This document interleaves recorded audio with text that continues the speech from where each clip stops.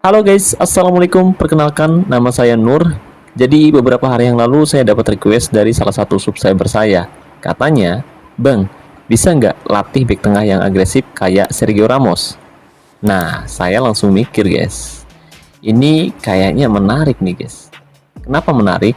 Karena Sergio Ramos itu bukan cuma back tangguh, tapi dia juga punya mentalitas brutal dan punya mental juara. Dan jujur, saya sangat suka dengan tantangan kayak gini. Nah, tanpa banyak mikir, dan kebetulan saya juga lagi butuh banget back tengah, jadi saya putusin buat mulai cari pemain dari lelang. Niatnya sih cepet, tapi kenyataannya saya harus nunggu lebih dari 2 jam buat dapetin back muda bertalenta dari lelang. Dan saya juga saling berebut sama manajer lain guys buat dapetin pemain ini. Dan akhirnya saya dapat juga satu pemain muda usia 20 tahun dengan kualitas bintang 3. Nah, kenapa saya pilih pemain muda? Karena pemain muda itu lebih gampang dibentuknya, guys. Dan nanti kita bisa atur sendiri atribut kuncinya seperti apa sesuai gaya main yang kita mau, guys. Nah, untuk proyek ini saya bakal habiskan sekitar 600 token. Tapi bukan dari akun pribadi saya, guys. Karena kali ini saya pakai akun milik Bang Apik yang saat ini lagi pakai jasa saya buat latih pemainnya secara individu.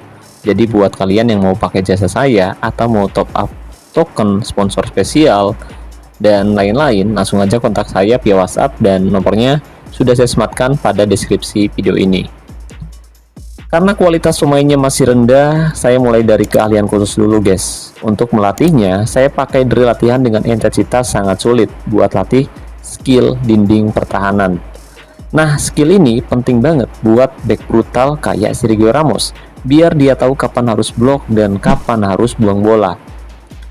Setelah pemain ini memiliki keahlian khusus, kita bisa mulai sesi latihan yang pertama buat naikin skill dan juga atributnya. Nah, kali ini saya akan fokus ke atribut agresivitas, pakai drill latihan pemanasan. Sekalian kita latih atribut kebugaran dan juga atribut sundulannya guys. Dan tujuannya yaitu biar agresivitas jadi atribut dominan terlebih dahulu sebelum kita masuk ke skill bertahan yang lainnya. Setelah agresivitas mulai naik, saya lanjut ke drill latihan pressing. Nah, di sini saya mulai melatih atribut tackle, penjagaan, penempatan posisi, keberanian, dan tentu saja kita latih agresivitasnya lagi. Setelah memastikan atribut yang kita latih mulai meningkat cukup tinggi, dan pada sesi latihan yang ketiga saya pakai drill latihan kucing-kucingan.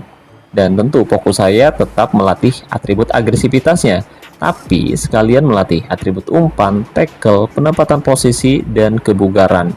Karena back brutal juga harus bisa jaga ritme dan jaga stamina-nya dengan baik. Setelah atribut agresivitas mulai terbentuk, saya mulai latih atribut lain, yaitu umpan, penempatan posisi, sundulan, dan kreativitas. Pakai drill latihan gunakan kepalamu. Karena pemain ini bisa main di posisi DMC juga, jadi atribut umpan dan atribut kreativitas wajib kita latih. Lalu pada sesi latihan yang kelima, saya balik lagi buat melatih atribut agresivitasnya guys. Kali ini saya pakai drill latihan permainan kontak. Sekalian melatih atribut penjagaan, kekuatan, dan juga atribut keberaniannya guys. Di sini dia mulai kelihatan karakter brutalnya. Oke, dan setelah skill bertahan mulai naik, saya lanjut ke drill latihan kebugaran buat melatih stamina dan kekuatannya guys. Lalu setelah itu saya menggunakan drill latihan lari bolak-balik buat latih kekuatan dan keberaniannya lagi.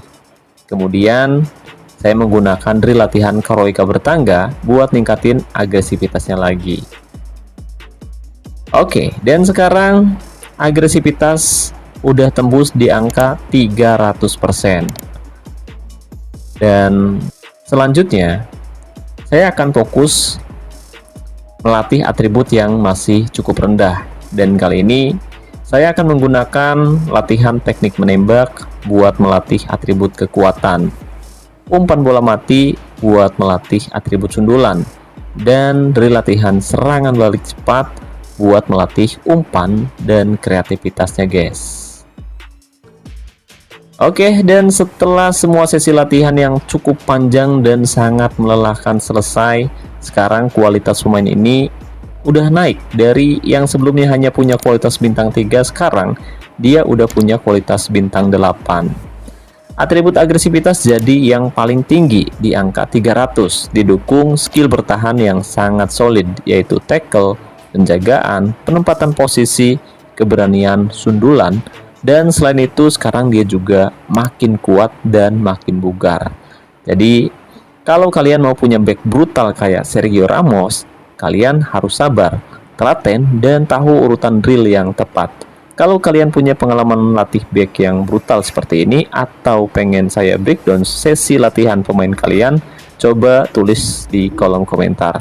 Dan buat yang mau pakai jasa saya atau mau top up, langsung aja kontak saya via WhatsApp, dan nomornya udah saya sematkan di deskripsi video ini. Selain itu, buat teman-teman yang waktu itu nanya, "Bang, buat main game Top 11 dan game lain pakai perangkat apa, Bang?" Nah, saat ini saya pakai Xiaomi Pad 6, tapi udah ketinggalan zaman. Jadi saran saya buat teman-teman yang mau upgrade perangkatnya buat main game yang lebih santuy seperti Top 11, kalian bisa coba pakai Xiaomi Pad 7 biar lebih mantep, lebih smooth, dan lebih bagus ya guys ya. Oke, dan setelah semua sesi latihan selesai, saya nggak mau cuma lihat angka, saya mau lihat aksi nyatanya. Jadi saya putuskan buat langsung uji pemain brutal ini di pertandingan beneran. Nah, lawannya bukan sembarangan. Tim yang berhasil bantu asosiasinya masuk 100 besar dunia musim ini. Dan sebelum kita mulai, saya mau tanya dulu nih ke kalian. Kalau kalian punya pemain baru, kira-kira kalian bakal langsung uji di pertandingan besar seperti ini atau kalian tahan dulu? Coba tulis pendapat kalian di kolom komentar video ini. Oke, jadi kalau dilihat-lihat secara sekilas ya, kualitas tim kami dan tim lawan cukup berimbang. Tapi kalau diperhatikan lebih teliti, pemain lawan rata-rata udah punya pemain dengan tier elite ke atas. Artinya, skill individu mereka jauh lebih matang karena mereka punya peningkat atribut yang cukup tinggi. Dan untuk menghadapi mereka, kali ini saya pakai formasi 4-2-3-1 menyerang. Fokusnya tetap ke kontrol tengah dan eksploitasi area sayap. Di menit kelima, kami langsung unggul lewat gol dari Cino, dan tim bermain sangat solid. Pressing jalan dan back brutal kita mulai kelihatan aktif. Tapi sayangnya guys, lawan berhasil menyamakan kedudukan di menit ke-32. Babak pertama ditutup dengan skor 1-1. Di awal babak kedua, saya langsung ubah taktik. Fokus dari sayap kanan dan saya menonaktifkan serangan balik cepat.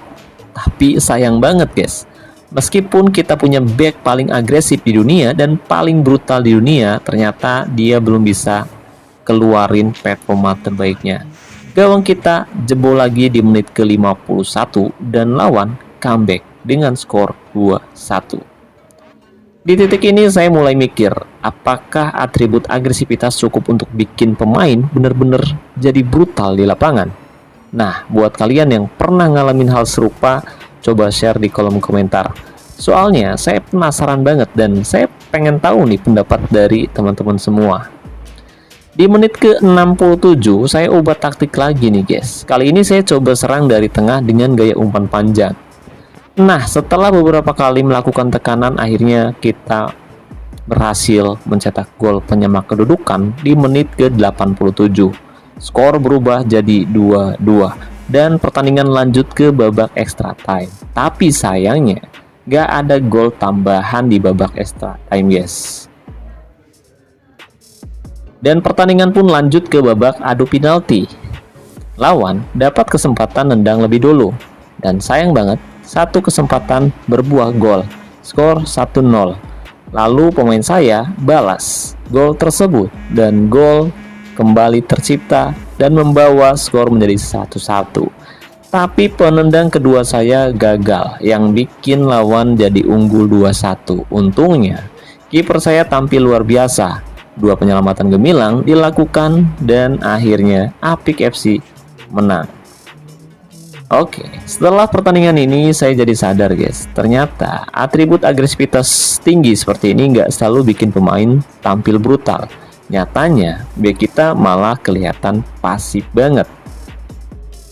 Entah karena dia belum adaptasi atau mungkin lagi frustasi, saya nggak tahu pasti.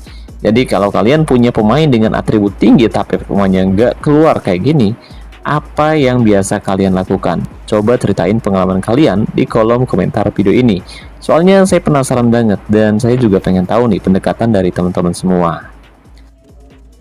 Oke guys, jadi mungkin itu saja yang bisa saya bahas kali ini. Terima kasih banyak buat teman-teman yang udah nonton video ini sampai selesai. Sampai jumpa di video selanjutnya. Wassalamualaikum, salam olahraga, salam Top 11 Indonesia.